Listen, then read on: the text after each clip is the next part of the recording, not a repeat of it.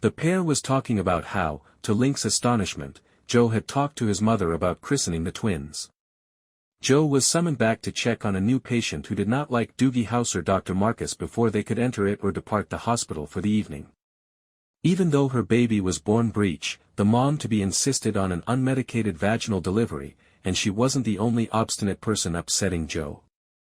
Joe's support for baptism was simply beyond Link's comprehension. She told him that despite not attending church, she believes in God and wants her children to be part of a spiritual community.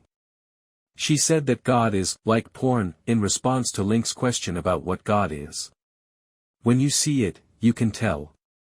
But because he doesn't believe in religion, Link was unable to understand it.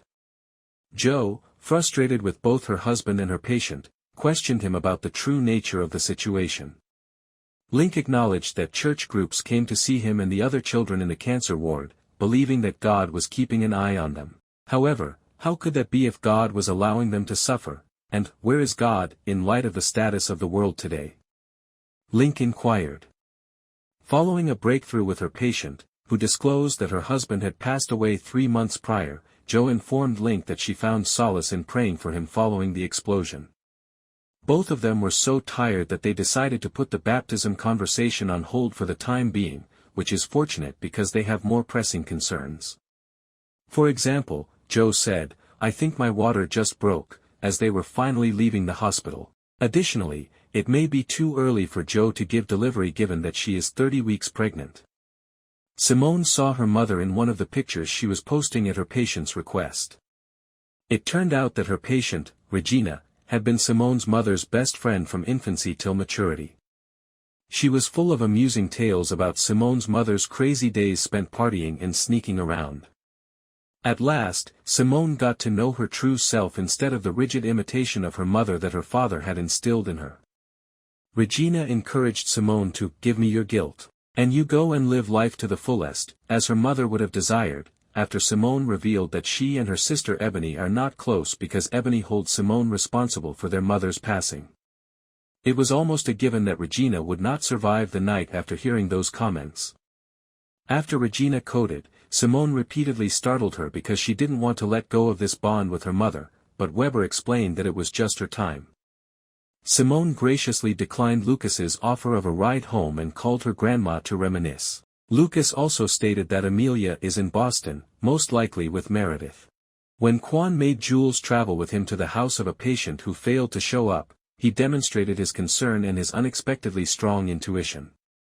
Mercedes Hernandez had a diabetic infection in her foot, thus their impromptu visit to her home turned out to be the appropriate decision. Quan tried to treat the infection at home since she wouldn't go to the hospital. Sadly, it was too bad, and she lost her toe. Quan and Jules made another attempt to persuade her to visit Gray Sloan, but Mercedes maintained that it was too dangerous due to the presence of immigrants in the area. Rather, Quan summoned reinforcements, including Bailey, who came with an ambulance that was fully supplied and managed to save the woman's life. Bailey later claimed that Quan and Jules' actions were careless and endangered the clinic. Additionally, they went above and beyond the required level of care. However, she cautioned them, saying, "Go rogue again without telling me first and you're fired." Jules encountered Ndugu at the hospital the following morning as he was anxiously rehearsing for a speech he had to deliver. Public speaking is not his thing, as he experienced hyperventilation while leading the Pledge of Allegiance as a child. To help Ndugu relax, Jules took out the toy dinosaur that Mercedes' kid had given her. After she left, he gave her a loving glance that was definitely not completely platonic. Are you concerned about Joe and the babies, Gray's fans? Do you believe Simone will now embrace life to the fullest? How long do you think it will take for Jules and Ndugu to hook up?